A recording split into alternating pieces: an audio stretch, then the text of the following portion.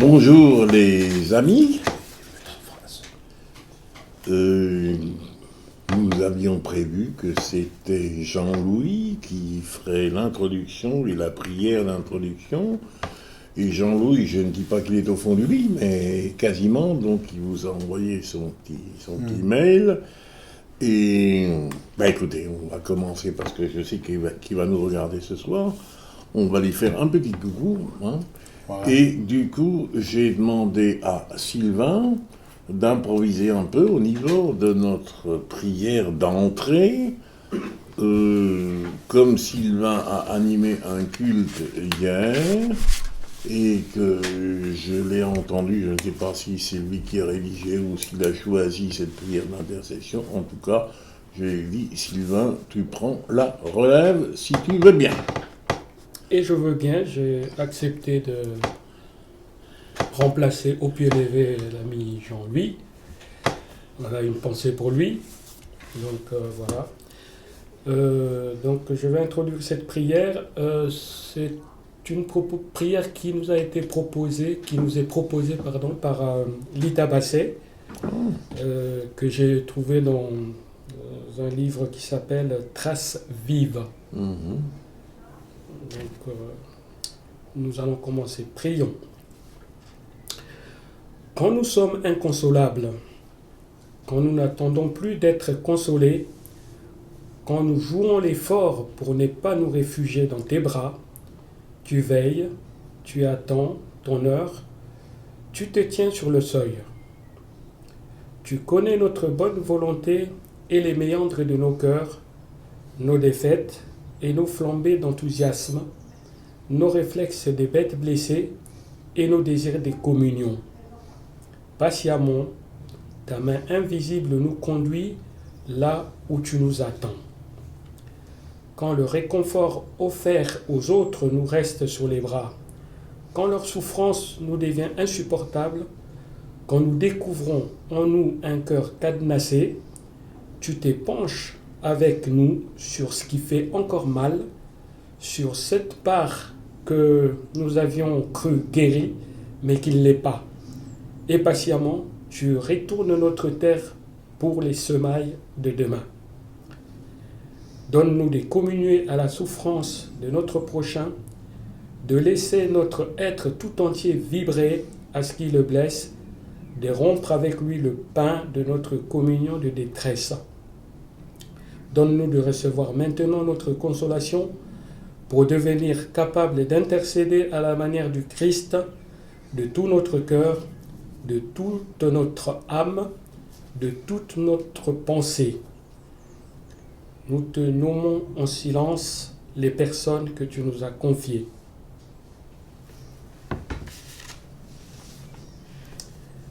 Au nom du Père, du Fils et du Saint-Esprit. Amen. Amen. Amen. Voilà, donc à la place, je dirais, de l'exposé que Jean-Louis vous fait, moi je me réjouis particulièrement, Marceline, que tu sois des nôtres aujourd'hui. Et ce que je proposais un tout petit peu, c'est que tu redises, pour commencer ici, ce que tu m'as dit au téléphone. Tu es apparemment heureuse de notre choix du thème de cette année, m'as-tu dit. Est-ce que tu veux le partager avec... Oui, parce que ce thème concerne toutes les femmes et pour moi c'est tellement important parce que je me suis toujours posé des questions par rapport au catéchisme que j'avais reçu et à ce que je voyais les autres faire dehors, par rapport à l'éducation de ma famille et surtout par rapport à comment les autres vivaient dehors. Donc je me suis toujours douté que le roi était nu, mais on me disait, mais non, il est bien habillé. Donc vraiment, je te remercie d'avoir abordé le sujet du féminin et de l'Église, ou de la femme, la place de la femme dans l'Église, parce que pour moi, ça donne des explications. Et je me dis, c'est quand même un homme qui a abordé ce sujet-là, qui m'a donné des informations sur le pourquoi et le comment et d'où ça vient, pourquoi la femme est dans cette situation aujourd'hui. Et puis une autre chose aussi, Je suis contente d'aborder ce sujet-là. Je suis contente d'être une femme aujourd'hui à mon âge parce que je me dis dans quelques années, ce sujet-là ne sera même plus d'actualité. Je pense aux problèmes qui s'opposent du genre, des transgenres, des garçons qui veulent devenir des filles qui veulent devenir des garçons. Donc je me dis, la question de la place de la femme, ça va même plus s'opposer dans quelques années. Voilà. Donc je suis vraiment contente d'avoir éclairci, d'avoir eu toutes les informations depuis qu'on a commencé l'étude biblique parce que ça éclaire beaucoup de choses. Et je peux dire que ma foi n'est que plus grande. Je suis plus rassurée parce que je sentais toute ma vie avec quelque chose qui n'allait pas, des explications qu'on me donnait que ça n'avait pas beaucoup de sens, mais là je comprends bien. Et puis voilà. En fait, c'est ce que dit Anne-Marie Pelletier dans son introduction. Nous venons de très loin. Et je ne sais pas si vous avez pris le temps ou pas, et je dirais ça n'a rien d'obligatoire, le texte que je vous ai envoyé d'André Paul, et qui nous montre...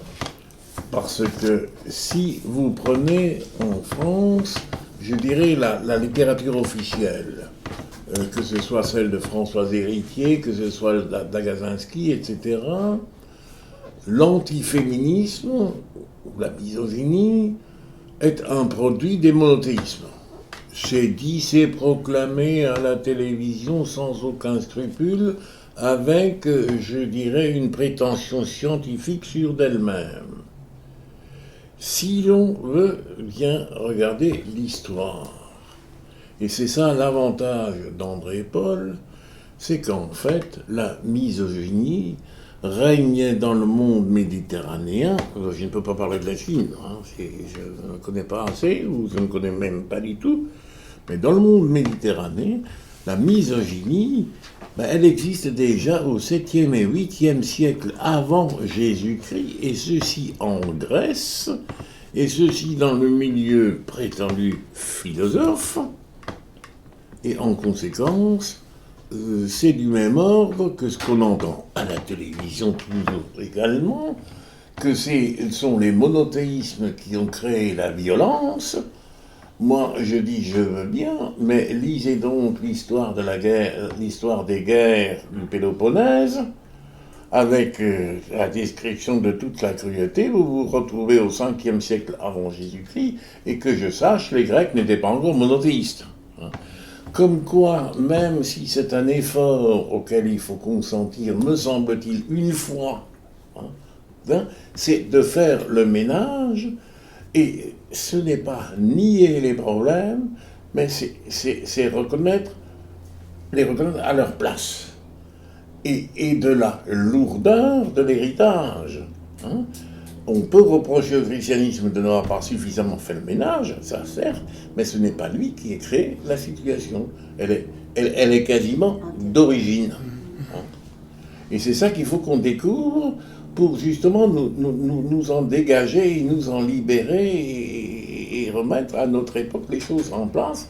Sinon, on continue à porter je dirais des poids inutiles.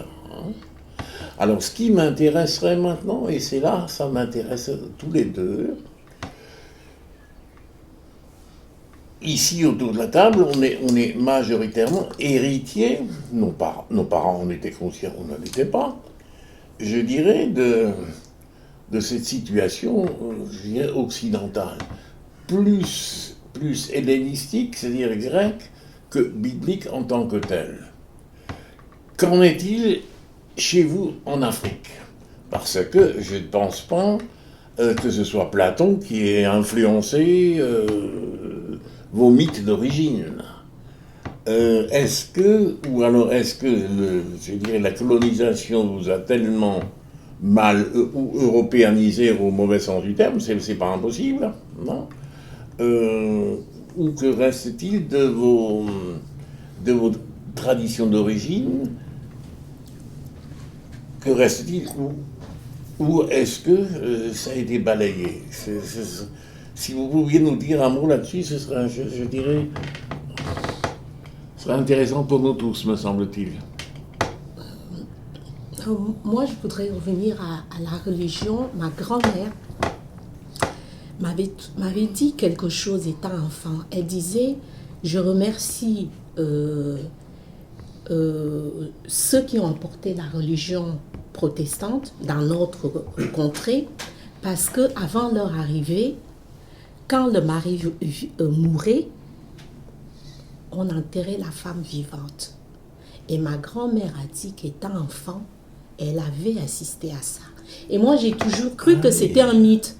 Et dernièrement, j'ai demandé à quelqu'un qui connaît bien l'histoire traditionnelle dans ma région. Il m'a dit, ah non, quand le mari mourait, si c'était un chef, il partait pas seul. Donc, ma grand-mère disait, donc, c'est que la situation de la femme n'était pas enviable, déjà, avant l'arrivée des missionnaires. Mais c'est très, très intéressant. Moi, j'ai toujours cru que c'était un mythe, mais il y a quelqu'un qui m'a dit dernièrement, il dit non, dans notre région, ça existait. Quand c'était un chef, il partait pas seul. Je ne sais pas si on donnait des médicaments à la femme pour qu'elle accompagne sereinement son mari dans l'au-delà, mais ça, je me suis dit, et ma grand-mère m'avait dit, elle est remercie. Donc ça, ce sont des souvenirs 18e ou 19e. Il n'y a pas si longtemps. Bah, oui. Aussi longtemps quand même, parce que ma grand-mère, elle a vécu plus de 100 ans, elle est morte dans les années 1990, elle a bien vécu, elle a dépassé 100 ans. Hein. Non, mais après, c'est pas comme les pharaons. Oui. C'est pas ça, mais ça fait 4 000 ans, quoi. Là, c'était... Oui, elle m'avait dit enfant. 100 ans, effectivement. Oui. Oui. Dans les villages, la situation de la femme, pour moi, à part les femmes qui étaient des guérisseuses, la situation était moins inviable pour une femme que pour un homme. Hein. Je pense au problème de l'héritage. La femme devait se marier, quitter son village pour aller ailleurs, appartenir à une autre famille. Donc, oui, une fois qu'on est marié, on quitte sa famille, on va appartenir à une autre famille. Donc, à part quelques privilégiés, mais je ne sais pas pour Sylvain aussi qui en est. Moi, j'ai des souvenirs aussi, mais concernant les grands-parents et les parents, c'est que on sait qu'en tout cas, les missionnaires qui sont venus à l'époque évangéliser dans des contrées perdues, dans vraiment des villages, chez nous là-bas, en tout cas, ils ont tout de suite pris la situation à bras le corps pour faire passer, si tu veux, les écritures avant tout le reste. Donc, avant la culture, avant la tradition. Avant la tradition, c'est-à-dire les écritures, la Bible, remplaçaient les coutumes des bases de nos grands-parents qui avaient connu. Mais il y avait des subsistances. Il y a des choses, des survivances quand même, des choses qui résistaient. Par exemple, dans certaines contrées, ils ont gardé ce qu'on appelait le matriarcat. C'est un régime où, normalement, entre guillemets, c'est les mamans qui ont, bon, pour dire les choses rapidement, qui ont le pouvoir. Mais... prends ton temps parce que c'est intéressant. Oui, c'est les mères qui avaient le... Je suis sûr que tu vas être appelé au téléphone.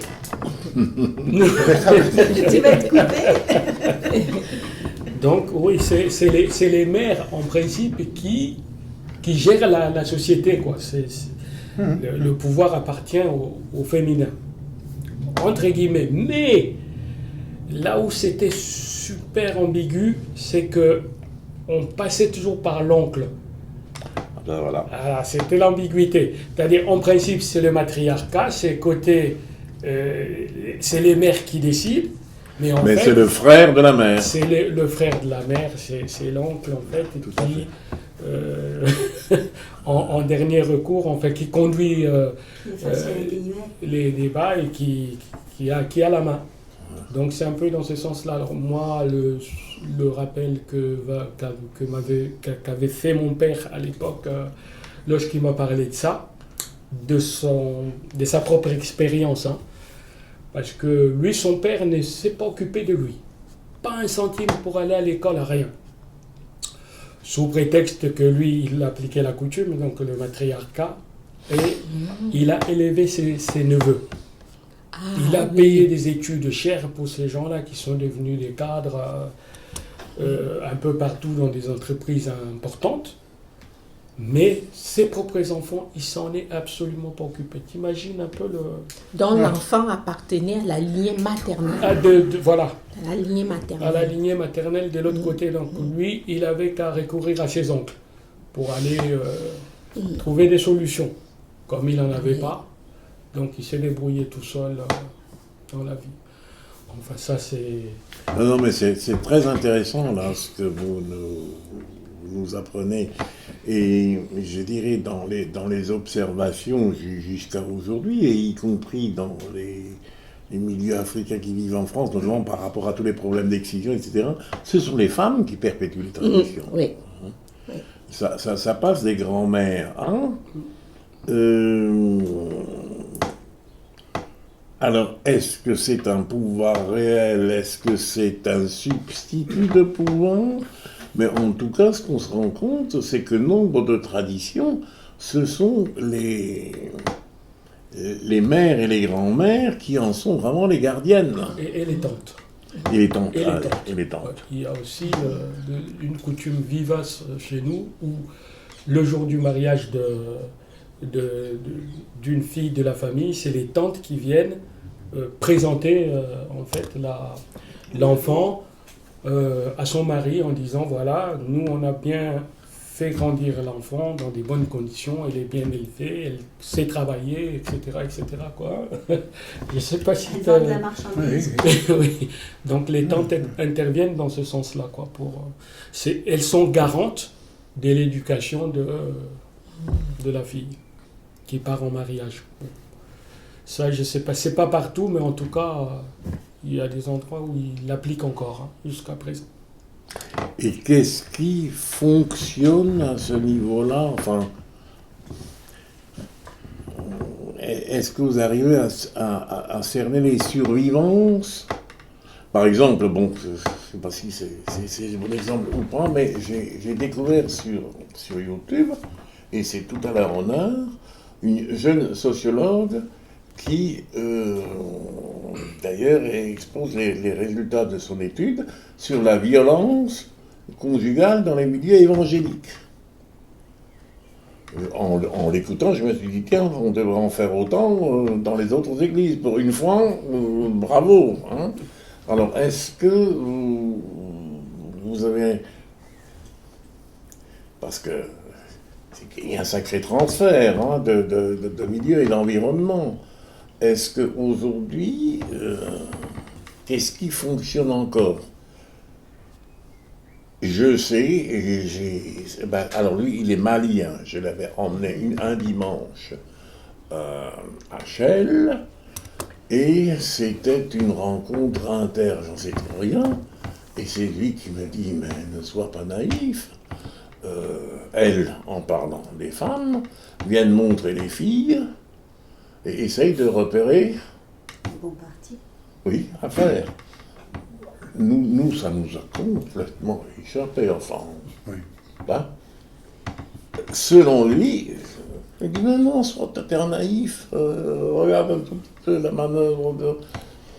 Bon, est-ce que vous êtes encore sensible à ça ou c'est de l'histoire ancienne? Non, pour moi, c'est de l'histoire ancienne. C'est de l'histoire ancienne, oui, c'est ça. Au niveau de vos enfants, c'est fini, non, ça. Ça, c'est pas possible. D'accord. Oui, ce que vous avez dit par rapport à la place des enfants et le rapport enfant-mère, on retrouve quand même encore un peu ça chez nous, c'est-à-dire que la femme, elle est dans notre imagerie qu'il faut combattre. Mais dans notre imagerie, c'est encore la femme qui est responsable de tout ce qui est domestique. Et ça, si tu veux, c'est une forme de matriarcat aussi, quelque part.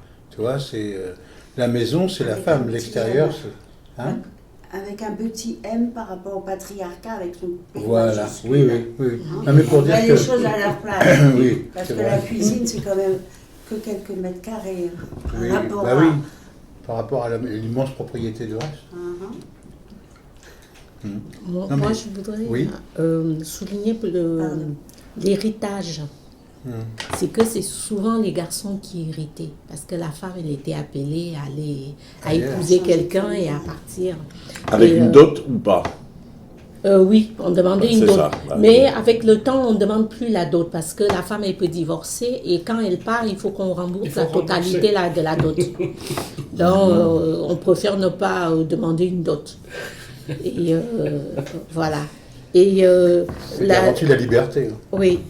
Et les femmes de la génération de ma mère, par exemple, les parents ne les envoyaient pas à l'école. Mon grand-père, il disait, avec les hommes de sa génération, envoyer une fille à l'école, c'est une perte. Parce qu'après, elle va aller appartenir à une autre famille. Ah Donc, oui. au lieu qu'elle passe son temps à me faire à manger, à faire des champs et me nourrir, s'occuper de moi, l'envoyer à l'école, c'est pour quelqu'un d'autre qui va hériter de tout le travail que tout le manque à gagner. Voilà. Donc, ma mère, sa génération, on ne voulait pas les envoyer à l'école. Mes oncles, oui, ont été à l'école, mais les filles, non, parce que c'était une C'est perte. un investissement à fond perdu. quoi. Oui, voilà. Investir pour le voisin. Oui, voilà. C'était donc rare. Et c'est vrai que la situation de la femme, elle était... Mais est-ce qu'aujourd'hui, les débats que nous avons, nous, dans l'Occident chrétien, là, est-ce que ce sont des débats qui ont un écho chez vous sur la place de la femme dans les églises, dans la liturgie, autrement que pour aller balayer l'église, hein, parce que ça, chez nous, c'est pareil. Mais est-ce que les femmes ont cette revendication chez vous, dans le milieu africain, enfin les milieux africains, parce que... Hein, est-ce qu'il y a cette volonté aussi de dire je peux prendre ma place comme femme chrétienne responsable? Moi, Comme ici, je pense que les femmes jouent un rôle important pour la vie des paroisses. Hein. Oui. Je pense que... Non, en Afrique. Là-bas, on l'a fait. même là-bas, c'est la même chose. Mmh. Elles jouent un rôle très important, elles ont la charge de pas mal d'activités, d'églises, les écoles bibliques, tout ça. Ah oui. Il y a beaucoup de choses qui leur reviennent et qui fait que, en tout cas, si dans une paroisse, tu fais une petite enquête, tu vas voir que la paroisse vit grâce, en tout cas, peut-être à plus de 70%, grâce à Ouais, mais- de certaines femmes.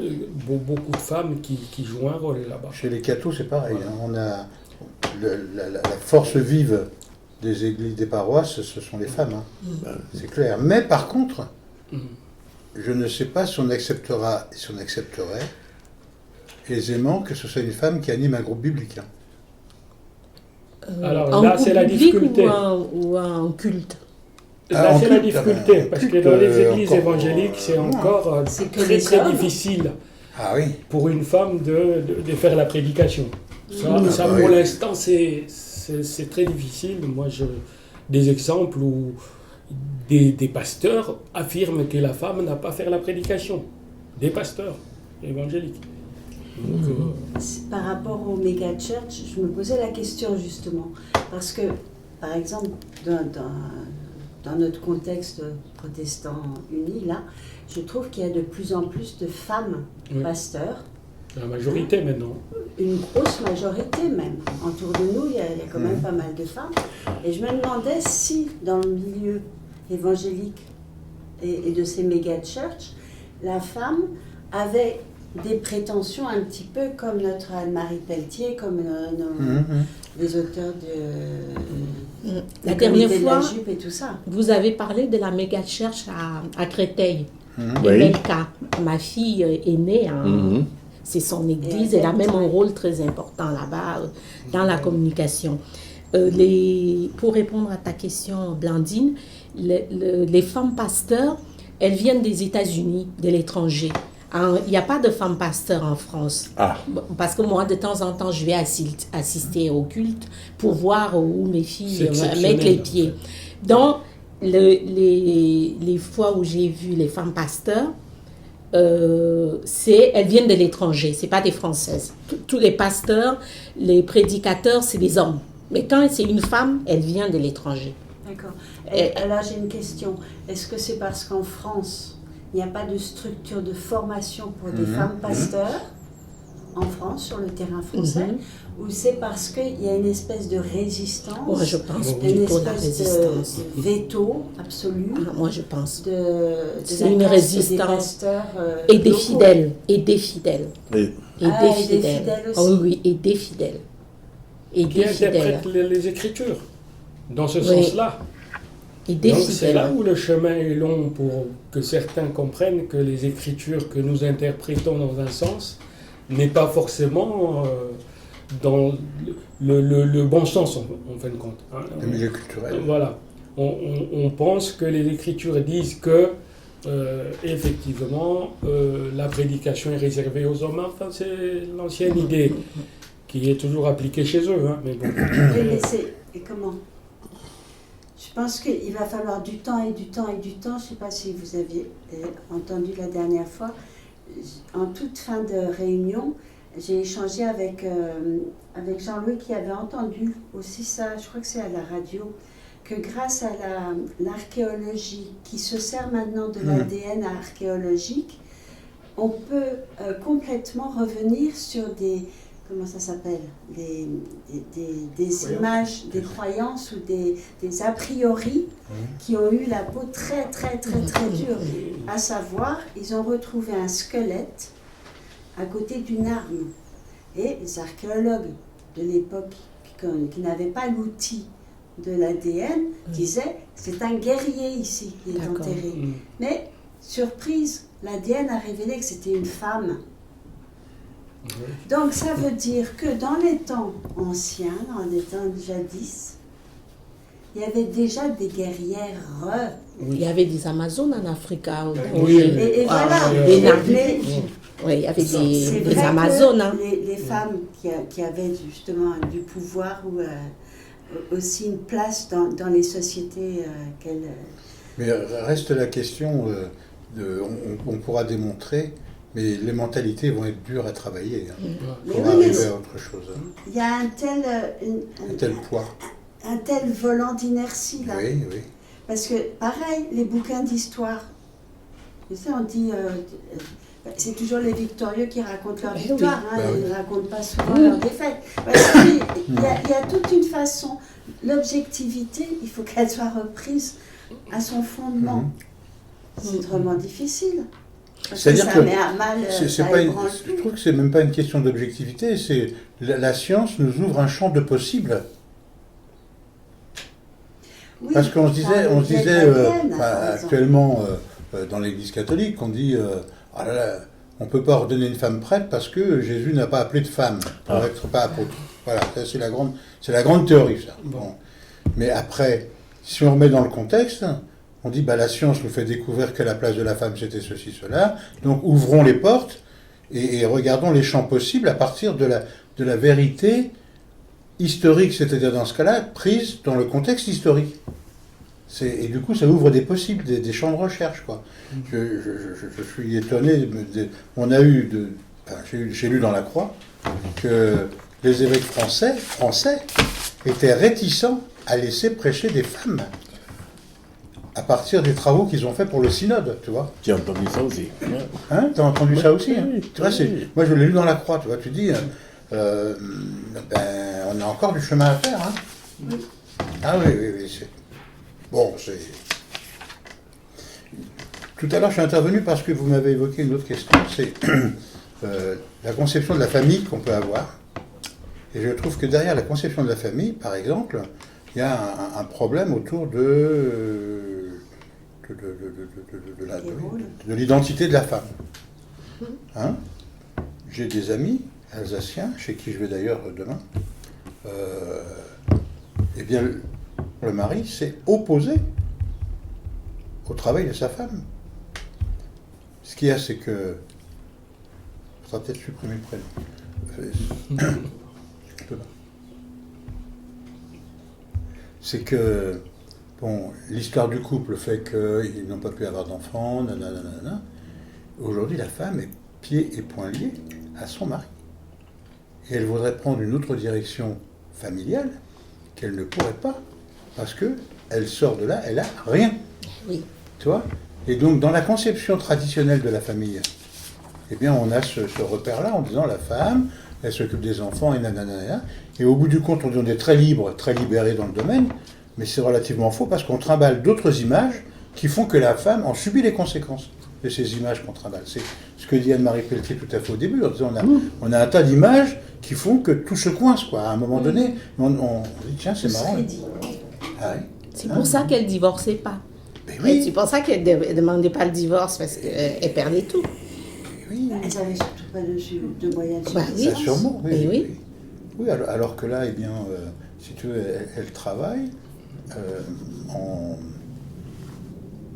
Oui, ils font chambre d'hôte, etc. Ils s'occupent de tout ça, quoi. Mais déclaré, c'est pas ton moment. Oui, au niveau de la retraite, oui. D'accord. Non, mais ça, donc vous voyez bien comment l'image de la famille, où lui se veut sans doute un homme traditionnaliste, au plus grand sens et au plus grand terme de la tradition d'ailleurs, mais au bout du compte, comment son raisonnement peut enfermer. Et il ne dira pas qu'il est contre les femmes. Mais sa pratique fait que la femme est enfermée. Les amis dont tu parles, Oui. quel âge? 65, 62, 66. D'accord, donc c'est la génération qui me suit. Oui. Par rapport. Hein. Bon, ben écoutez, moi, je pense être un témoin encore de...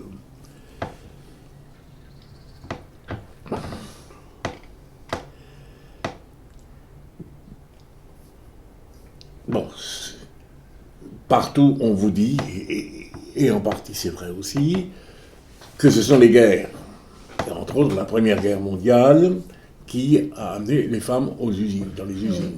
Oui. Maintenant, moi, je nais en 1934, effectivement,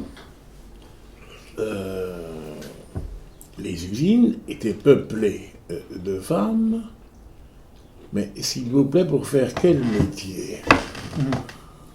Est-ce que vous avez pu faire les hommes? Mon père me racontait que lui, enfant, aux alentours donc des années 1910, dans le quartier où habitait le grand-père, il se souvenait... alors mon père, ce n'est pas le cas de ses frères, mais lui était un orphelin du premier âge, devait, pour ramener des sous à la maison, porter le lait le matin. Ça se faisait à l'époque. Hein.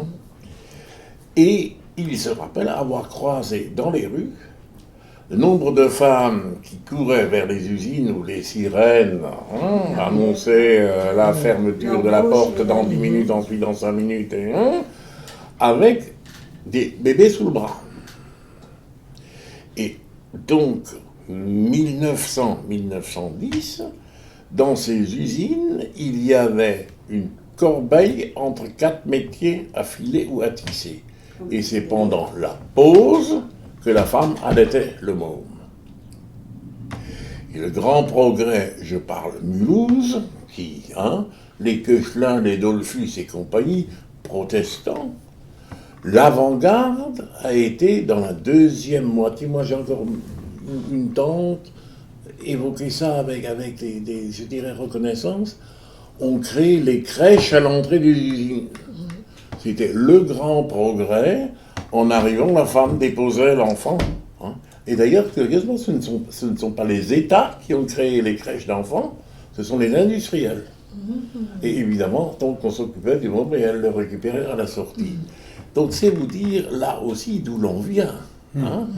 Et je dirais, moi, c'est le correctif que met ma génération.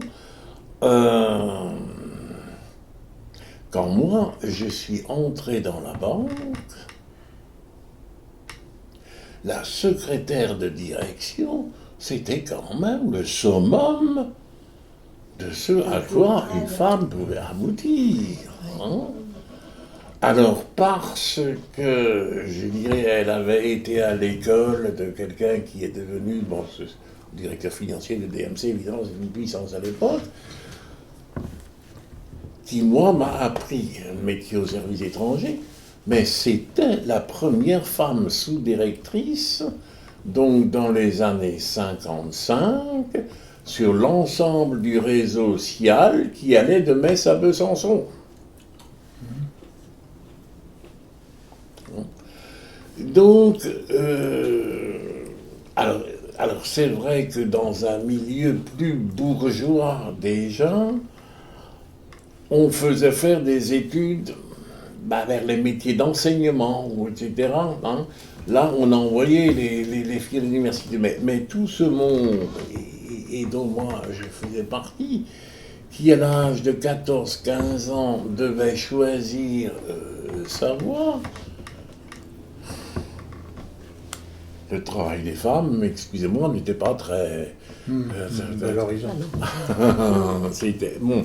Et du coup, dans le milieu dans lequel moi j'ai grandi, et ça a été à 21 ou 22 ans ma fierté, d'abord, alors aujourd'hui ça fait rigoler, je raconte ça à ma fille évidemment, je dirais un homme se mariait, alors dans le milieu dans lequel, un homme se mariait quand il avait les moyens d'entretenir une femme. Et dans le milieu dans lequel moi j'ai vécu à la banque encore, la femme pouvait travailler jusqu'à la première naissance, mais après la naissance du premier, elle se consacrait à l'éducation des enfants. Voilà, oui. Et si vous voulez un exemple, vous prenez François Cloison en tête. Hein. Elle a arrêté à la naissance d'Emmanuel. Et dans le milieu cadre, parce que moi, quand j'ai mis en place la prévoyance à la Banque franco-allemande, donc là, on est dans les années 80-85, je sais très bien que j'ai construit, disons, la sociologie de l'encadrement dans les cadres supérieurs. Aucune femme ne travaillait encore dans les années 85. Et je me rappelle très bien, c'était avec Waldorf, que nous nous disions après la prévoyance, nos femmes ne seront jamais aussi riches que si nous nous cassons la pipe. Hein, parce qu'il restait 2 ans de salaire, une rente d'éducation pour les enfants, et nous en étions très fiers. Hein. Donc les choses sont récentes. Sont tout à fait récentes. Hein. Dans ma famille, les grands-mères n'ont jamais travaillé. Ça ne se faisait pas à l'époque. Ah oui. Et elles étaient aidées dans les maisons, elles avaient beaucoup d'enfants, mais elles étaient aidées, elles avaient du personnel. Ma mère et ses sœurs ont commencé à travailler par curiosité, par intérêt personnel, pour l'épanouissement personnel. Mais c'était un peu une exception. Mais moi et mes cousines, on a appris des métiers et on a travaillé pour notre indépendance, pour être... Et donc, sur 3 générations, le schéma de la place de la femme a complètement évolué. Nous, on est complètement autonomes, ce que n'étaient absolument pas nos grands-mères. Comme quoi, il y a des combats qui, par rapport au féminisme, qui sont amenés sur des fronts qui ne sont pas apparemment des lieux d'antiféminisme, mais on se dit, quand on milite pour la famille, pour quelle famille milite-t-on? Bah oui, voilà. C'est pour quel schéma de famille, Ah oui, tu vois, c'est voilà. Quel type? Bah bien sûr. Voilà, et ça, je crois que je l'avais rapporté la dernière fois.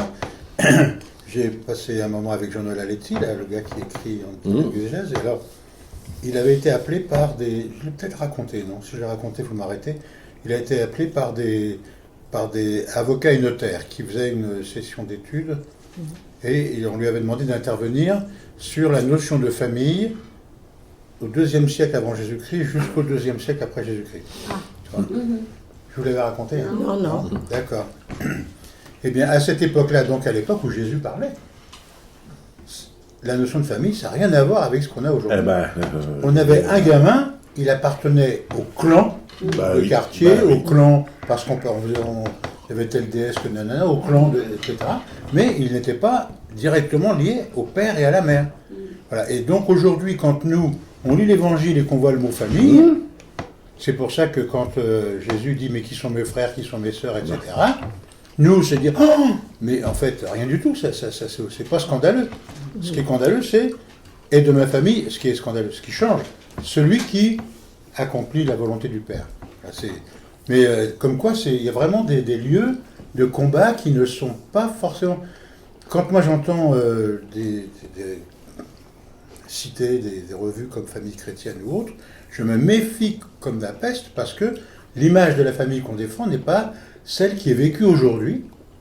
Oui, le plus majoritairement possible. Ben oui, voilà. Donc regardons ce que veut dire aujourd'hui la famille. Hein. La notion de famille. La notion de famille, tu vois, Et ce qui est tout à fait intéressant, c'est que dans la liturgie catholique, là, le premier dimanche de janvier, la fête de la Sainte Famille est une invention du 19e siècle. Je trouve que c'est Et d'ailleurs, je ne me rappelle plus, il y a mon cas là-dessus, mais j'ai oublié, le culte de Joseph, le Saint Joseph, est du 19e siècle. Alors, regardez le nombre de vierges à l'enfant, alors c'est avec l'invention des crèches que Joseph apparaît. Mais pour le reste, Joseph, c'est pas du tout une figure principale. Et au 19e, naît, alors ça par contre, historien, sociologue, naît le couple nucléaire et naît l'actuelle conception de la famille. Mais qui va tenir 150 ans et qui est en train de disparaître. Bah oui, maintenant. Je vais passer à autre chose. Voilà. Ah, mais... Là, il y a une grande différence avec l'Afrique. Enfin, ce que moi je connais, c'est que l'enfant n'appartenait pas au père et à la mère. L'enfant appartenait à la communauté. C'est ça. On pouvait avoir un enfant qui est élevé dans un autre village par d'autres personnes. Et c'était très très courant d'avoir des enfants qui sont élevés par d'autres familles, de laisser un enfant à tel endroit, même jusqu'à aujourd'hui, il y a des gens qui travaillent dans une ville qui élèvent un enfant de la sœur du mari, et l'enfant va faire toute sa scolarité, toute sa vie avec eux. Ça existe encore. Il n'y avait pas la notion du père biologique et de la mère biologique. L'enfant était élevé par la communauté, quelque part. D'où, quelque part, et si vous êtes d'accord, c'est justement à découvrir, le thème de la maternité de Marie et de la Vierge Mère, qui est également un produit culturel. Car les Vierges Mères, elles existent dans les mythologies. Et n'oublions pas qu'il n'y a que 2 de nos évangiles qui nous parlent de l'enfance de Jésus, dans des versions quand même assez mythologiques. Et quand je dis mythologique, c'est pas au sens péjoratif, c'est au terme. C'est de mettre une imagerie à la place de ce qu'on ne sait pas ou de ce qu'on ne peut pas expliquer. Bon, mais... moi, ce qui me frappe quand même encore jusqu'à aujourd'hui, et c'est là où la nouvelle génération dit stop, le rapport Jésus-Marie, c'est tout de même extraordinaire que à des paroisses traditionnelles, même protestants, moi j'aimerais poser la question. Mais si je vous fais la démonstration, dont les protestants sont plus habitués, que Marie était mère de familles nombreuses, pourquoi serait-elle moins respectable T'as déjà la réponse. Que la Vierge Mère. Donc, en privilégiant cette pseudo-virginité, qu'est-ce qu'il y a derrière Et il y a derrière, si vous regardez un certain nombre de textes, la toute pure, la toute sainte, c'est-à-dire la toute pure, en fait, c'est quoi? Pas contaminé par le sexe. En d'autres termes, le sexe est constitutivement impur. Mais c'est ça le péché. Ah ben, mais bien sûr, avec, dans Augustin, je dirais, l'éros, avant le péché originel, alors ils n'ont pas fait de mômes, mais s'ils en avaient fait, ils en auraient fait uniquement pour faire des mômes. Hein. Il n'y avait pas de plaisir, il n'y avait pas de... etc. Tout ça, c'est-à-dire oui. La substance. Alors du coup, ce qui n'est peut-être pas un serpent, c'est un loup. Voilà, elle a vu le loup. Or ça, je crois, encore une fois, c'est pas pour vous forcer à lire, mais je crois qu'il faut une fois faire le ménage pour savoir tout ceci nous vient.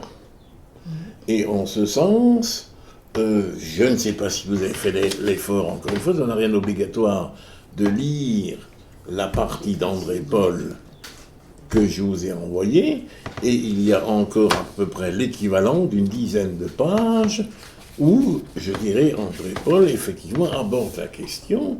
La croyance dans la conception virginale du Christ se trouva précocement formulée, oui, dès le IIe siècle, sinon instituée à l'instar d'un dogme. Proclamé fils de Dieu, le célèbre annonceur du royaume de Dieu se devait d'échapper aux règles biologiques de la reproduction humaine. Et il ne pouvait pas être né comme tout le monde. Le titre du livre, c'est Eros enchaîné.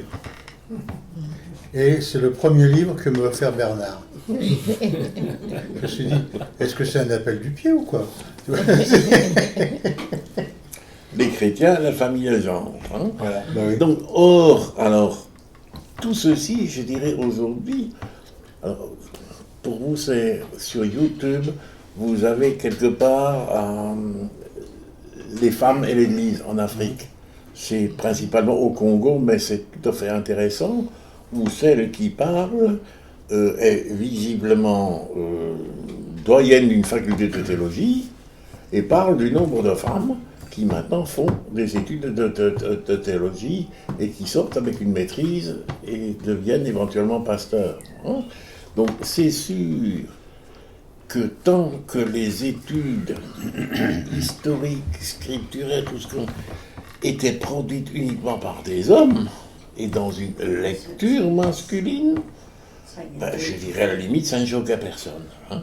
Et maintenant, vous avez affaire à une génération de femmes qui dit stop, ça ne passera plus. Et ça ne passera surtout plus dans l'Église catholique romaine. Mais même dans les textes anciens que nous avons dans les Écritures, est-ce qu'on a la certitude que tout a été rédigé par les hommes? En principe, bon alors, ce sera intéressant, c'est parce que dans la suite de André Paul, c'est chez Platon, se pose le problème d'où vient l'inégalité. L'inégalité vient de ce que la femme arrive à l'existence en seconde. Hein? C'est-à-dire, il y a un premier mythe qui est celui du banquet chez Platon, et il y a un deuxième, mais où la femme... Prenons Aristote, parce qu'Aristote est quand même celui qui a eu, au niveau philosophie, la vie la plus longue. La métaphysique d'Aristote revient en Europe à travers les croisades. La traduction des textes avait été faite du grec en arabe, et on réimporte en Europe la métaphysique d'Aristote, dont saint Thomas d'Aquin va s'emparer. Et cette métaphysique, je dirais, est enseignée dans les universités catholiques jusqu'à il y a 50 ans. Ils ont un peu changé. Eh oui, et Aristote. Or, Aristote est aussi l'auteur d'une métaphysique, mais dans le livre Landa sur la génération, tout le monde à cette époque-là, l'essentiel, c'était l'homme qui mettait la graine en terre. Et la femme n'était que le réceptacle de. Hein. une terre à labourer, d'ailleurs, semble-t-il dit le Coran. Donc, comme quoi, hein, il y a du voisinage. Et Aristote dit froidement, quand la génération réussit, eh bien, ça donne un petit mâle. Et quand ça rate, et ça rate un certain nombre de fois, eh bien, ça fait une petite femelle, c'est-à-dire un monstre. Hein? Monstre étant ce qui n'est pas dans la norme de... Bon, mais là-dessus, nous avons vécu jusqu'à combien? Moi, dans la famille, tiens, je ne parle même pas de la famille, je parle encore maintenant de mes fonctions au bureau du personnel de la banque, où les filles enceintes, enfin, les jeunes femmes, venaient consulter mon adjointe de l'époque, Madame Weiss, qui faisait du pendule. Pour savoir si ça allait être un garçon ou une fille. C'était avant les échographies. Hein. D'ailleurs, je pense que pour Emmanuel, nous n'avons pas eu d'échographie. Pour Samuel, on en a eu une. Hein. Donc, c'est ces années-là, 72, 74 ans. Bon. Et je me rappelle encore, je me rappelle même encore de son nom. Désolé, parce qu'elle avait mis au nom d'une fille. Mais vraiment, bon. Et qui est quasiment venu s'en plaindre. Et là, moi, j'avoue, je ne comprenais pas. J'ai dit, mais madame, une tête, 2 bras, 2 jambes. Voilà. Bon. Non, parce que les autres belles filles dans la famille avaient tous mis au monde des garçons. Ah oui. Et elle était la seule dans la tribu à n'avoir que des filles. Donc il s'agissait de ça. Mais ça, j'ai encore vécu dans les années 80. Hein. Et dans toute la famille se racontait l'histoire. Ma tante Berthe a accouché dans la clinique dans laquelle je suis né, moi aussi. Donc là, c'est dans les années 35 ou 38, où une personnalité mulhousienne, René Wechter, capitaine FFI, enfin je vous passe les détails, même propriétaire d'un journal, propriétaire de grands magasins, bon, ok. La femme de Wechter était dans la même chambre que ma tante. Les deux ont accouché. La porte s'est ouverte et M. René Wechter a ouvert la porte en disant « C'est quoi? Un garçon? Une fille ?» Sa femme lui a répondu « C'est une fille. » Et il est sorti et il a claqué la porte. Donc ceci, hein, avant les années 40. Ça ne fait pas tout à fait un siècle. Voilà d'où nous venons. Hein. Mais oui, mais ne serait-ce que Françoise raconte cela encore aujourd'hui. Bon, mon père, à la naissance, je dirais, c'est très bien. Mais quand Samuel, elle le dit encore aujourd'hui, elle a vu le sourire juste devant un garçon. Oui. Ben oui, parce que le nom l'oiseau allait passer par la postérité. Le patronyme. Oui. Je voudrais revenir un peu sur la démarche générale, parce que je ne sais pas où on va exactement là pour l'instant. Ben, c'est-à-dire à la nécessité de creuser historiquement les origines. D'où nous vient cela? Et je pense que si nous voulons nous en libérer, il faut faire l'effort de le savoir une fois pour ranger, et j'allais pas se dire ne plus en parler. Mais oui. Mais tu as employé 2 mots là qui semblent justement ceux qui m'intéressent. Tu as employé le mot savoir, connaître l'origine des choses, et puis il y a le deuxième mot qui est pour nous libérer. Et moi, dans la recherche de notre groupe, ce qui me met l'eau à la bouche, c'est justement comment allons-nous nous libérer sans passer par une phase archéologique, on pourrait dire, qui va nous prendre totalement et qui, au bout du compte, va nous faire perdre l'horizon de se libérer. On peut vite passer, on peut passer du temps à l'archéologie, mais là je parle de moi. Hein.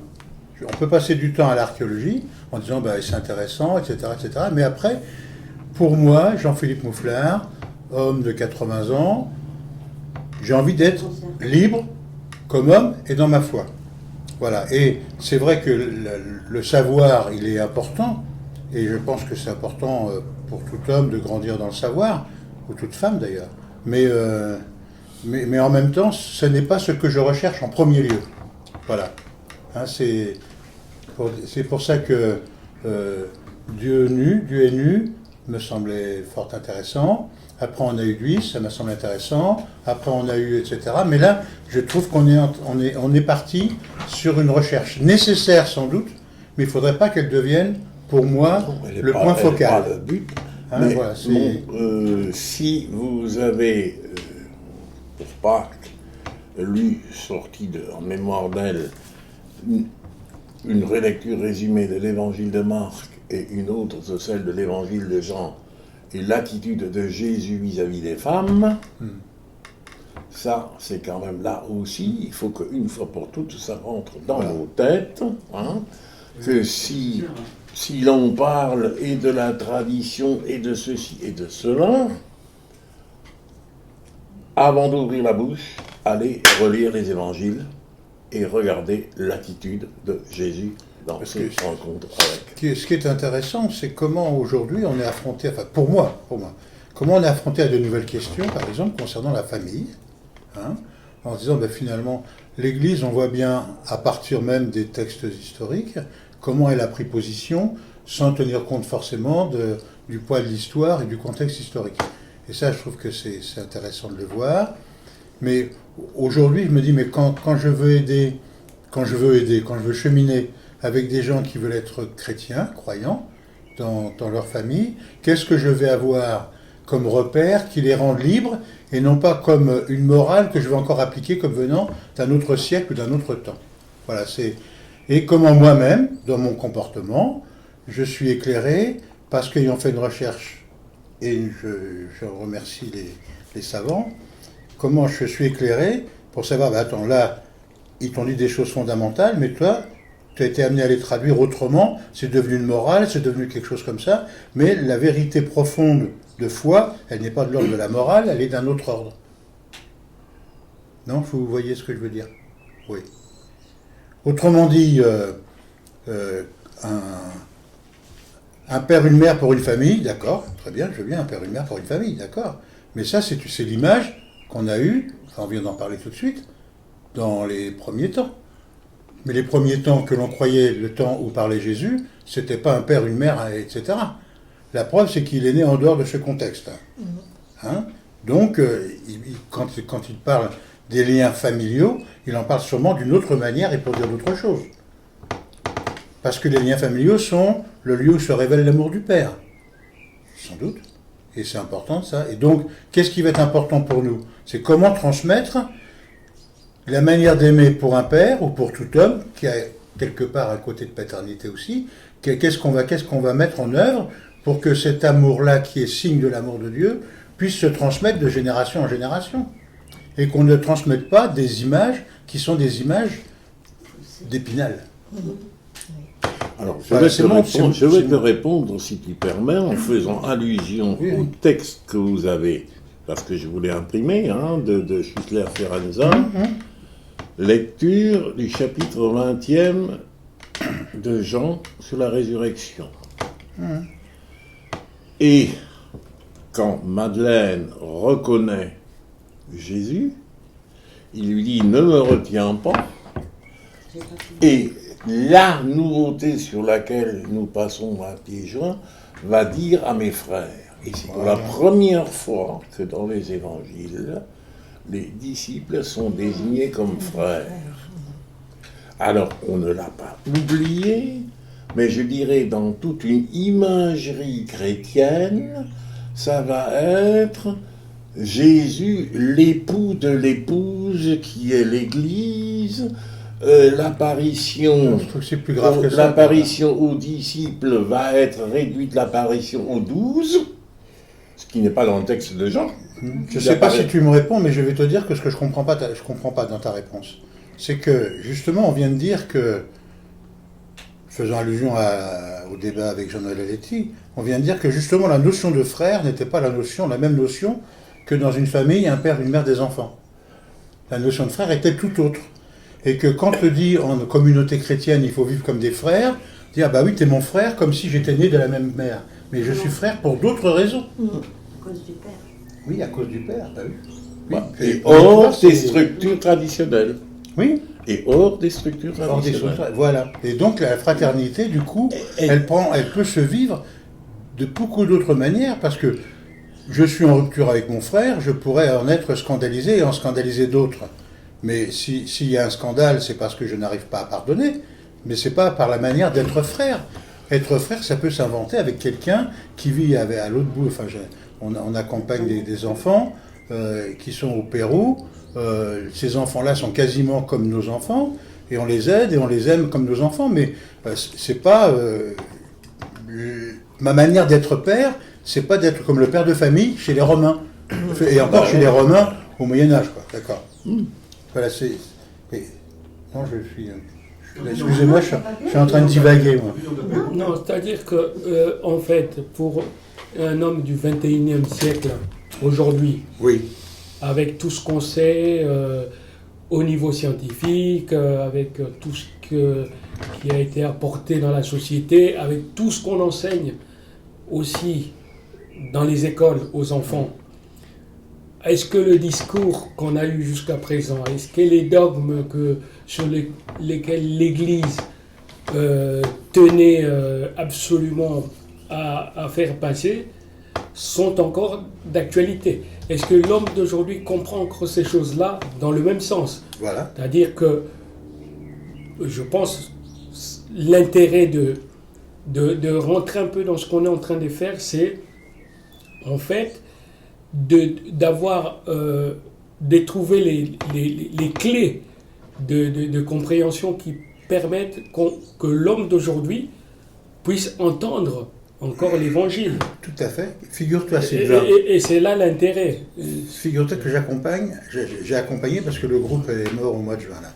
J'accompagnais des personnes divorcées et remariées. D'accord? Il m'a fallu du temps pour comprendre que Catherine invitait au 1er janvier son ex-mari avec qui elle est divorcée, et qu'aujourd'hui, elle retrouvait avec Jean, qui est son nouveau mari. Parce que pour moi, la famille, quand elle était éclatée, il y avait automatiquement un conflit qui continuait à exister. Mais ce conflit n'existe pas, ils s'entendent bien, mais ils ne pouvaient plus faire route ensemble. D'accord? Et du coup, leur relation, pour moi, elle me semblait un peu perverse, en disant, mais qu'est-ce que ça veut dire? Ils se retrouvent pour faire la fête, ils se retrouvent pour ceci, pour cela, mais pas pour faire le chemin de tous les jours. Mais qu'est-ce que je vais dire comme croyant à ces gens-là, en disant, mais vous vivez quelque chose qui est anormal? Ou est-ce que je vais leur dire comment, à travers ce que vous vivez quelque chose de l'amour de Dieu qui se transmet l'un à l'autre, et y compris aux enfants que vous avez eus ensemble, et que vous allez avoir ensemble pour d'autres. Voilà. Qu'est-ce que je vais dire? Je vais dire, attendez, vous êtes en défaut et toute la vie vous allez porter ce défaut-là sur le machin, là. Ils sont divorcés, etc. Ou est-ce que je vais dire, eh ben oui, l'amour, il n'est possible que jusqu'à un certain moment. Il y a un autre moment où c'est plus possible. Qu'est-ce qu'on fait? Et comment tu vis de Dieu quand tu lui as dit, ou est-ce que je vais toujours dire, vous êtes des divorcés, hein, donc vous avez rompu quelque chose, c'est très mauvais. Hein. Et qu'est-ce que je vais dire? Plus tard qu'hier, un pasteur de l'église évangélique disait exactement le contraire. Pour lui, une fois que vous êtes divorcé, il ne doit plus y avoir de relations. Même plus se rencontrer. On ne parle même pas des relations sexuelles, on parle des relations. On doit même plus parler. Il disait ça? Il disait ça. Ben, je ne peux pas être de la même église, excuse-moi. Alors voilà. Je ne peux Donc, pas. moi, je ne peux pas être de la même église. Moi, ça m'a offusqué. J'ai dit, mais qu'est-ce qu'il raconte? Pour moi, un truc comme ça, je quitte. C'est pas possible. Mais dans sa logique, il dit qu'il a appliqué les Écritures. D'après la Bible, voilà. D'après la Bible dit, quand vous êtes dans des situations comme ça, vous ne pouvez plus, sinon vous êtes dans le péché. Si vous parlez, lui, il a théorisé que ça c'était le péché. Et si tu continues à regarder l'autre comme un frère, à cause de t'avoir Jésus-Christ, alors c'est un péché que de regarder l'autre comme un frère? Ça c'est une bonne question. C'est un péché? Il faudrait qu'on lui retourne. On fait quoi alors? Voilà. C'est toute la deuxième partie de Pelletier.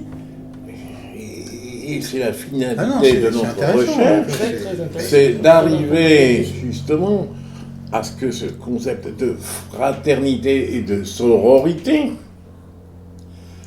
tienne sa place, sa juste place, alors que tout le terrain jusqu'ici, historiquement, est occupé par le conjugal, Comme c'est-à-dire référence. l'époux de l'Église épouse, du chef, de la tête, texte de Paul et Ouais. compagnie. Bon. Et c'est pour ça, alors, qu'est-ce qui peut rester? Tout ceci, non seulement écrit dans une perspective, je dirais, macho, mais sans cesse réinterprété exclusivement dans une lecture. Et c'est là où, justement, la nécessité de, c'est dans le texte de Jean, dans une lecture, je dirais, quasi traditionnelle.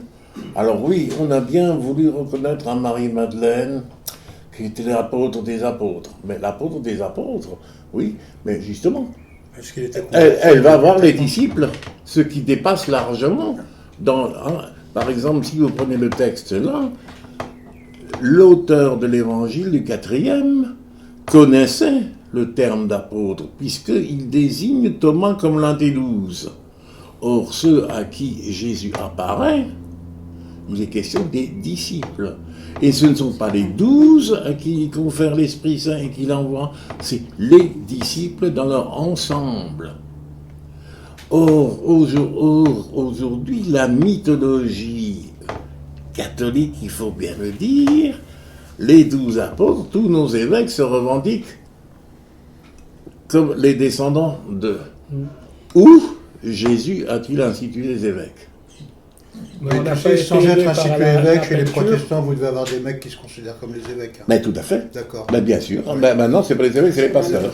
C'est La- éventuellement les pasteurs. Ben, la preuve, Oui, bien la sûr. preuve, c'est qu'on les Ah ben, entend bien, comme bien, des bien gens sûr. ayant- Mais on est tout à fait d'accord. Puis les peintres ne nous ont pas aidés. Par exemple, il y a des tableaux, Oui. notamment bah oui, celui de Léonard, de Bah oui. Vinci, où il n'y a que les 12 apôtres autour oui. de... Oui, mais en même Donc, temps, c'est ça. il ne pouvait pas, par la peinture, devancer ce qu'on n'avait pas réfléchi avec les outils qu'on a aujourd'hui. Tu vois, il ne pouvait que reproduire ce que lui croyait à travers de l'écrit, point. Il reproduit ça là, en peinture, la structure mentale de l'époque. Voilà, tu vois, C'est ça. Bah oui. C'est ça. Et- C'est mais c'est après, même pas ce que dit le texte, parce que moi, quand je relis le texte, je me rends compte plutôt que la référence de cette rencontre n'est pas limitée au cercle de 12. Et oui. On ne l'entend pas bah oui. dans le texte. Hein, est-ce Tellement que- on est déformé par une certaine interprétation traditionnelle. Voilà. Eh bien, on ne peut pas leur reprocher d'avoir eu cette interprétation, ils n'avaient pas les outils pour aller plus loin. C'est comme si aujourd'hui on disait c'est dommage qu'on ne lui ait pas fait des rayons X pour brûler ceci ou cela. Il n'y avait pas. Donc on a eu affaire à on a eu affaire à des gens qui avaient d'autres moyens. Maintenant, il faut mettre un peu de sel, un peu de poivre, tu vas voir, ça va s'arranger. Bon, les guérisseurs, les machins, tout ça. Ceci dit, je ne mets pas en l'air les guérisseurs parce que Mhm. il y a des mystères qui sont longs à découvrir. Oui, il y a des choses importantes. Oui. Le côté Non, non. mystère est important. Oui. Il faut qu'on le conserve. Il faut- Même oui, si on c'est- n'aura pas toute l'intelligence de la Voilà. science, et même avec tous les outils qu'on a aujourd'hui, il ne faut pas qu'on se croie bien Le- plus intelligent que nos le prédécesseurs. malin. Nos prédécesseurs étaient intelligents avec ce qu'ils avaient comme outil pour travailler. Oui, mais aujourd'hui, nous ne pouvons plus faire comme si nous n'avions pas Ah non, ces outils. Voilà, ça c'est c'est autre ça. chose. Ben voilà. C'est autre chose. Et je trouve que la libération, elle vient là, dans ce creux-là. C'est qu'est-ce que je C'est ça. fais avec la science que j'ai pour ne plus me laisser enfermer dans des vérités qui ne sont pas qui ont été des vérités, mais qui ne sont plus des vérités. Qu'est-ce que je fais pour réfléchir avec tout ça? Parce que on est quand même devant des actes de foi que l'on a répétés et répétés et répétés. On disait, j'y comprends rien, mais puisqu'on me le dit, ça doit être vrai. Et aujourd'hui, on dit, on te le dit, mais va vérifier quand même. Excuse-moi. Mais est-ce Non, que, non, mais est-ce il y a que c'est pas. pas la tendance actuelle où il faut toujours des responsables? Et là, en gros, c'est comme si ton histoire de foi, c'est de ta profonde et unique responsabilité Oui. à toi. Point. Mm. Alors qu'avant, ben, c'était plus global. Quoi. Si Oui, tu c'est veux, t'avais oui, je sais. t'avais des espèces de rails, des pare-fous. Ouais, on pensait pour toi. Donc. À la limite, on pensait pour toi. Ben oui, et puis c'était commode. Oui, puis, T'allais dans le courant et puis t'étais bon. Ben, comme Alors que les là, on se méga-churches, retrouve. Oui, tu transmettais, mais la tu femme de transmettais Paul, l'appris. la femme de Voilà. Paul, Et le bien appris. 600 Le bien personnes, appris, ce 300 qui- par an. Et tu ne transmettais pas en dehors des... Des clous, hein. ouais, tout à fait. Personne. La recherche n'était pas autorisée. Non, mais Alors que c'est là- une autre, elle doit parler d'une autre. Hier, elle nous a dit, la femme de Paul, les méga-churches, il y avait 600 personnes, 3 fois par jour. Le Ah. premier, c'est les vieux, ensuite Les jeunes, et puis dans les moyens, quoi, et après les ados. les ados le soir. Ils se lèvent tard, parce qu'ils ont fait la fête la veille. Et c'est pour ça que dans notre église, je parle de la nôtre catholique, ce qui me fait très très peur, c'est que tu ne peux pas avoir une rencontre sans qu'il y ait un enseignement. Tu dis, mais celui qui fait l'enseignement, au nom de quoi il le fait, à partir de quoi, etc. Parce que c'est important l'enseignement, bien sûr, Oui. mais je trouve que ce qui est important, c'est la recherche collective. Ouais. Parce que chacun fait du chemin. L'enseignement, je suis un réceptacle. Voilà. Monsieur, voilà ce qu'il faut croire. Mais par exemple, de mon passé catholique quand j'étais plus jeune, le sermon, c'était ce que Bah nous oui, disait le voilà. point. Et tu n'avais pas le droit d'en écoutais. discuter. Et tu discutais pas. Non. Ça t'ouvrait pas la discussion. Non. C'est tu écoutais. C'est pour ça que c'était à la télé, c'était bien. Et dans le sermon, je te rends. Mais tandis que là, quand on nous demande de discuter, quand on nous demande d'approfondir aussi les connaissances et tout ça, j'ai été, j'ai découvert, et ça m'a bien plu de découvrir tout ce qu'il disait de Marie-Madeleine et puis Oui. de Marthe et Marie Mhm. aussi. Oui. Hein, les feuillets sur les Oui. femmes, là, c'est des trucs que j'avais jamais entendu parler, Ben où oui. j'avais jamais eu la curiosité d'aller chercher. Ouais. Quand que toi, tu connaissais qu'il y avait un culte de Marthe en Provence, tu m'as ébahi. L'Africain, il sait, Madeleine, rien Madeleine, du tout. Madeleine, c'est vrai. Des choses comme ça. Mhm. Et puis, mais il y a tellement de choses. Qu'est-ce qui est important de retenir? Moi, je trouve que il y a des petites choses qui nous aident quand même Oui. de la compréhension de l'évangile De de Jean 20. Mm. C'est Oui. c'est sûr que je ne l'ai pas écouté de la même façon qu'avant. Moi, je te vois, j'avais. Oui, comme d'habitude. Ouais. L'histoire du triptyque, de l'avant, l'après, et puis que c'est pas forcément. C'est pas que factuel. Voilà, la pas du reprise de la passion du Christ, là, parce que je pensais qu'on allait en parler un peu, on avait dit on partagera la manière dont on avait.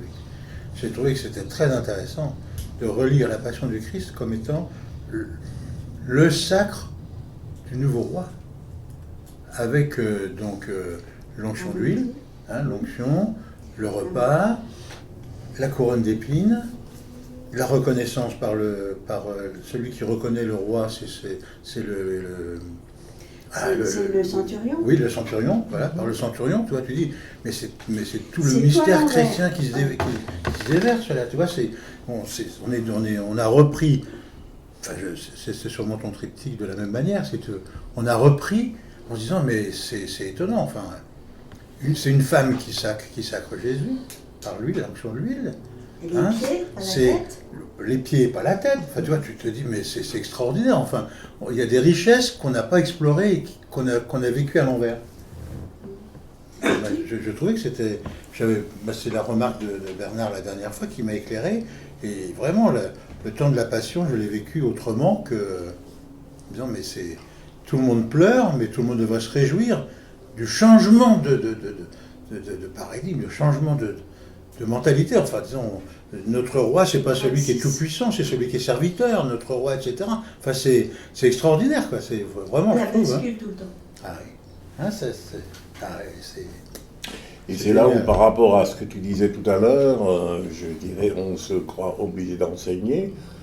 La confusion est, me semble-t-il, entre enseignement et interprétation. Il y a des choses qui sont de l'ordre du savoir qu'il faut transmettre. L'interprétation, elle devient l'œuvre de tout un chacun, parce que je ne peux pas interpréter la place de l'autre. Me semble-t-il. Hein. Il n'y en a Après, pas qu'une qui s'impose en plus, hein, quand on regarde bien Dans les interprétations. dans les interprétations. Hein, il y a toujours... c'est là où la richesse de l'évangile aussi. Hein. Eh oui, non, il y en a jamais une seule. Voilà, c'est ça. Hein. C'est par rapport, là, ce qui est simple à retenir, c'est parole d'évangile. S'il vous plaît, C'était répété, c'était le catéchisme. s'il vous plaît, dites-moi duquel, car il y en a 4. Déjà. Ouais. Et oui. Ce qui est compliqué, c'est que on se retrouve quelquefois, on ne peut pas interpréter, mais on peut ouvrir des portes à l'interprétation, ce qui libère une interprétation dominante. Et, ah bon, toi tu le vis comme ça? Toi, je pense à ma conversation l'autre jour. Je trouve qu'il y a un moment où j'aurais pas ouvert la porte que je me serais senti coupable de quelque chose. En disant, mais, ah bon, toi tu... Ah, oui. Ouais. Mais c'est aussi parce qu'il y a une recherche commune, une recherche collective. C'est la parole de chacun qui permet d'être au bon moment pour ouvrir la porte, peut-être. Enfin, Ou d'entrevoir d'autres portes qu'on peut ouvrir. Voilà. bon, On en est où au niveau 1h15. 1h30. 1h30. 1h30. Alors, ma proposition serait celle-ci. Hein, nous avons 3 semaines devant nous. Je vous ai dit, vous ne le lirez pas, c'est un 2e chapitre d'André Paul, pour faire le point. Vous le faites ou ne le faites pas, mais vous l'avez à portée de main. Par contre, ce que j'ai envie de dire, qu'il faudrait, pour la prochaine fois, disons le chemin tracé, ce n'est pas de la lecture cette fois, c'est de l'audition sur YouTube. D'un côté, nous avons notre ami Elian Cuvillier, mais je vous le confirme par écrit. Hein. D'accord. Comme ça, vous avez donné, qui a une conférence, c'est à l'occasion de ses 60 ans, lire la Bible au XXIe siècle. Écoutez-le jusqu'au bout, c'est-à-dire il fait sa conférence. Ensuite, il y a la partie questions posées par l'auditoire. Et c'est tout à la fin, et je trouve c'est formidable, où Cuvillier, exégète, j'allais dire professionnel, dit oui, on ne peut plus aujourd'hui ne pas faire appel à une lecture féministe des textes. Elle a été trop exclusivement, hein, voilà, dit par quelqu'un comme lui, intéressant. Et la deuxième chose que ce sera, mais je vous donne les coordonnées, c'est Anne Soupa, Oui. qui, et j'allais dire, C'est pas une torde. oui, n'a pas les réserves d'Anne, et qui a une contribution extraordinaire. Et celle-là, j'aimerais vraiment que ces 2 conférences soient matière de toute l'équipe. Hein. Ça ne se lit pas nécessairement, mais ça s'écoute. Et moi, j'ai même envie de dire, ça se réécoute. Mais je vous donnerai, comme je donnerai en même temps au 2e cercle, les intitulés exacts pour que vous retrouviez facilement sur YouTube. Et donc, rendez-vous, non pas le 8 mai, mais le 9, hein, donc convenu le mardi. Je ne suis pas sûr d'être là. Je vais chercher mon agenda, mais je crois que j'ai une rencontre de la mutuelle diocésaine. Oui. Oui, tu peux couper, voilà, au revoir Au les amis. revoir. Au revoir. Au revoir.